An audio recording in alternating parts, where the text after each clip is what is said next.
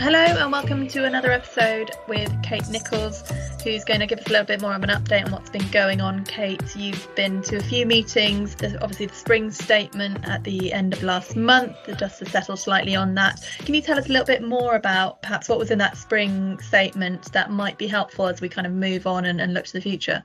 Yes, thank you. Well, we've had quite a busy couple of weeks really with the spring statement and the aftermath of it, picking up on some of the discussion points that emerged, and also obviously dealing on an ongoing basis, on a day-to-day basis with the government to provide them with real-time updates on the cost of living crisis and the changes in legislation and the changes in our cost base. So we continue to feed that in to make sure that ministers are alert to the rising prices, the rising costs, and particularly focus on energy. But I suppose post the spring statement, all of the focus was on that cost of living crisis, energy bills, and of course for our sector VAT. Last week we have been starting to pick up with officials in the Treasury and also officials in other sponsoring departments, BEIS, DEFRA and DCMS, on the big measures that the Chancellor announced, which will be taken forward in consultation in the run-up to the next autumn budget. So the next big budget event really coming up, probably November. We don't have a date yet, but November is usually the date at which you will get bigger announcements about policy changes. And at the spring statement, there were some hints and discussions from the Chancellor about tax reform that he might want to take forward. Outside of that, we've obviously got an ongoing consultation on online sales tax, which is really critical to set the scene for how we might be able to make changes to business rates. The Treasury is adamant that they need to raise 26 billion from local taxation.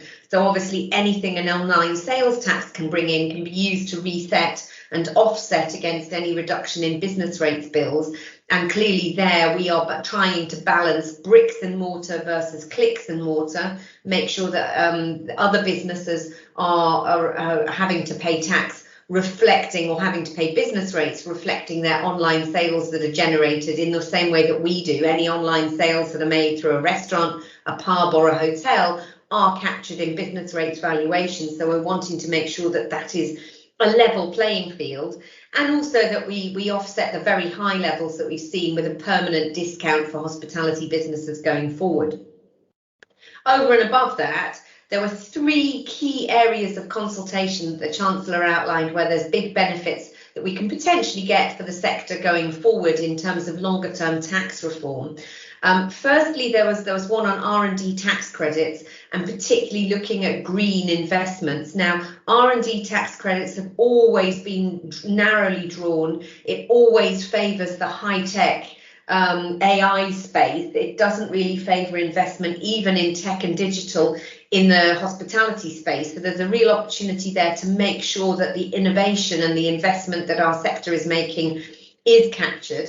Secondly, this reform of capital allowances, and crucially there we've been pushing to try and make sure that we can recoup the lost hotel buildings allowance that we had previously. So there is an overhaul of capital allowances, and we're working with the CBI in this area to be able to try and make sure that it's reflective of investment made by traditional businesses, not just the high-tech ones, and that when we get to the end of the super deductor, you've got an incentive to invest for growth and productivity improvements in key areas.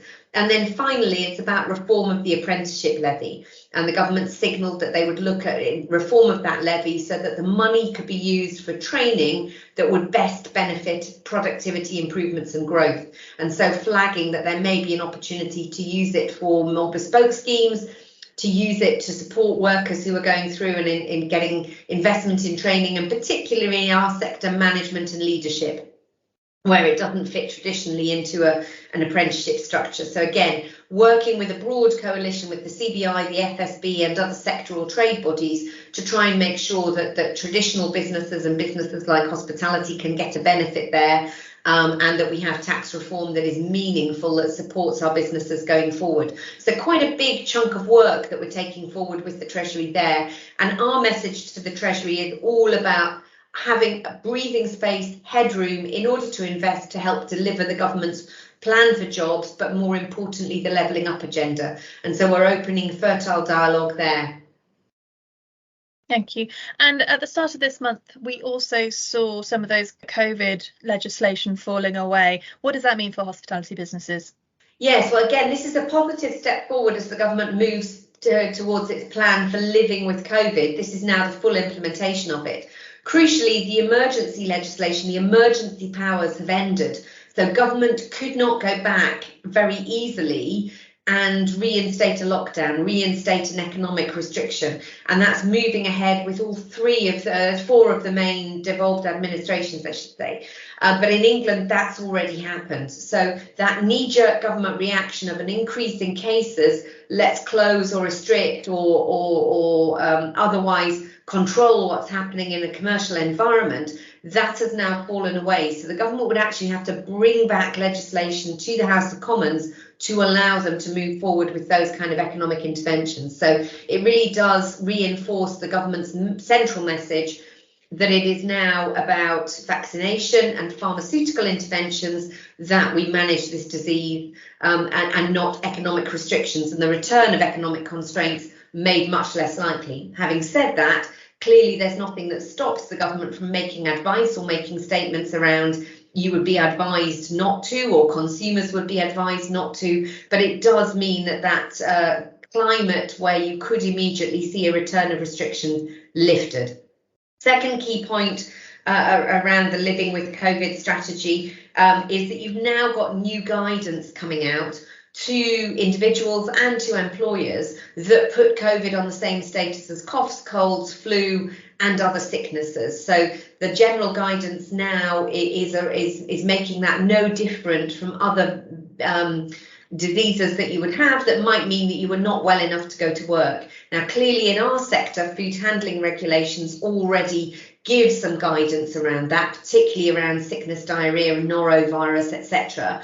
But it's a welcome move that we've now moved away from COVID being a specific cause for concern, needing specific separate treatment with mandatory isolation periods. It is now down to a common sense conversation between the individual and their employer if they're not feeling well enough to go to work, and normal sickness policies would take place. And one of the key tests now is, do you have symptoms and do you have a high temperature?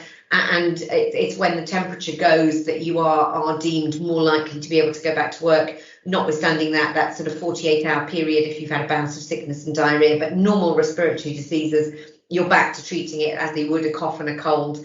And you're also then able to have your own risk assessment if you want to, and sickness policy if you want to, rather than having to have it legislated. So a big step change over the course of this weekend in our treatment of this disease and the way we talk about this disease. It is now back graded the same as any other flu, any other cough and cold, and treated the same way. So some big changes legally that will have an effect going forward on how we deal with this. Now, the government is moving away from weekly and monthly reports about cases, prevalence, incidence and risk. They will be produced on an ad hoc basis. That's not to say that we've got through the end of COVID. And I think probably what most operators will be seeing at the moment is still a continued high level of absences. We do have a very high level of cases. Not just those that are reported, but the underlying incidents in the community, which the government is still going to track. And they track that through three ways. People who are tested automatically because they're going into hospital, the mandatory workforce testing that is still going on in health and social care settings, but also ONS sampling, both random sampling to test incidents within the community, but also wastewater and sewage water, which is testing incidents within the community. So you can have an idea of whether it's a low level baseline or whether you've suddenly got spikes to identify variants of new concern. And so the government will, on an ad hoc basis, release that information so employers know that there's a higher prevalence around. But I think you will see at the moment high levels of cases, high staff absenteeism or higher staff absenteeism, which will make it much more difficult to navigate with the underlying staff shortages we've got. And over the weekend, you saw that as EasyJet, Eurotunnel, the ferry operators, all of these tourism and travel businesses started to kick back up with higher levels of demand. You could see services creaking, including Manchester Airport and Heathrow, where they didn't have the staff to be able to match supply and demand. And I think in hospitality, we are also going to see an increase in levels of absenteeism due to sickness before this wave of COVID eases its way through the system. And just on that labour shortage point, what is UK Hospitality doing to support hospitality businesses? Obviously, it's not just the staff absences, but it's also the impact that having been closed for those 2 years has had on like the labour market for hospitality. So what is UK Hospitality doing in that area? Yes, and I think it is over and above that. You've clearly got underlying labour shortages across the economy as a whole. So the last labour market statistics showed that you had very low levels of unemployment, below pre-COVID levels, down to 3.9%, and anything below 4% is effectively considered full employment. You've also got an increase in the level of vacancies across the economy as a whole, 1.3 million vacancies registered in February. That was up 9% on the previous quarter. So you've got a shrinking of the pool of people who are unemployed, an ever increasing number of vacancies across the system, and the inescapable conclusion that we don't have enough people in the labour market to fulfil all those jobs. So in our sector, in hospitality, you've got a still 9-10% vacancy rate. Across the food supply chain, you've got an 8% vacancy rate, and that it's remained pretty static. It's fluctuated a little bit since we reopened in July, August, but it hasn't changed that substantially. So we're continuing to work with the government on a range of measures to be able to attract people into hospitality, working with DWP in particular on over 50s, returners to work, those who've been made redundant from other sectors, as well as recruiting younger people into the sector, but also working with DWP on Ukrainian refugees and other refugees, such as Afghan refugees. They're looking at hospitality as a route through to be able to provide jobs and supported employment. Over and above that, we're working on our Hospitality Rising campaign, which we hope to launch for young people, to attract young people into the sector from the summer. And clearly working with HIT Training and Springboard on apprenticeships to be able to broaden the apprenticeship pool and draw people in to attract them into being a career of choice through the apprenticeship route. That will take time. So finally, we're also continuing the political engagement to be able to explain to government the impact that a continued low level labour shortages is having on the sector and the inability to operate at full capacity, full demand. And as part of that work, we've given evidence to the Environment Select Committee, who will be publishing a report on labour shortages across the food supply chain later this week on Wednesday. So look out for that, and we'll continue to work to be able to improve, reduce bureaucracy, improve accessibility to the immigration regime, make it work effectively, but continue to discuss with the government measures that they might need to take in order to boost the pool of available talent. Thank you so much, Kate, for that update. Is there anything else you wanted to cover just before we finish off? I think those are the main issues that we're focused on at the moment in terms of trying to make sure that the industry is supported. The only other one that I would add, which is new over the course of the weekend, is obviously we've lifted the rent moratorium and the insolvency protection moratoriums.